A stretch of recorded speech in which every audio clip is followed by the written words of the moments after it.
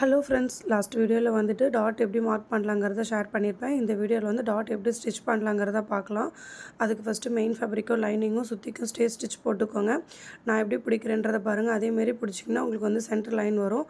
அந்த centre dot பிடிக்கலாம். Notches போட்டிருப்பீங்களா, அந்த இடத்துல ஸ்டார்ட் பண்ணி முடிக்கும் போது எக்ஸ்ட்ரா த்ரெட்டு விட்டு கட் பண்ணுங்கள். ஓகேங்களா? ஸ்டார்ட் பண்ணும்போது லாக் ஸ்டிச் போட்டு ஸ்டார்ட் பண்ணுங்கள். முடிக்கும் போது எக்ஸ்ட்ரா த்ரெட்டு விட்டு கட் பண்ணுங்கள். நெக்ஸ்ட்டு வந்து சென்டர் பஸ் டாட் பிடிச்சிக்கலாம். டபுளாக ஃபோல்ட் பண்ணிங்கன்னா நம்ம மார்க் பண்ணது வந்துடும். அந்த டாட் மார்க் பண்ணியிருக்கோம் இல்லைங்களா, அது வரைக்கும் ஸ்லைடாக ஸ்டிச் போட்டு எடுத்துகிட்டு வாங்க. முடிக்கும் போது இதுவுமே த்ரெட்டு எக்ஸ்ட்ரா விட்டு கட் பண்ணுங்கள். ஓகேங்களா? நம்ம மார்க் பண்ணியிருக்கிறதுக்கு நேராக ஸ்டிச்சஸ் முடியணும். ஆம்கோல் டாட் வந்து இந்தமாதிரி 2 டாட்டை பிடிச்சி இப்படி இருக்கும்போது நமக்கு வந்து ஆம்கோல் டாட் வந்து ஆட்டோமேட்டிக்காக ஃபார்ம் ஆகும்.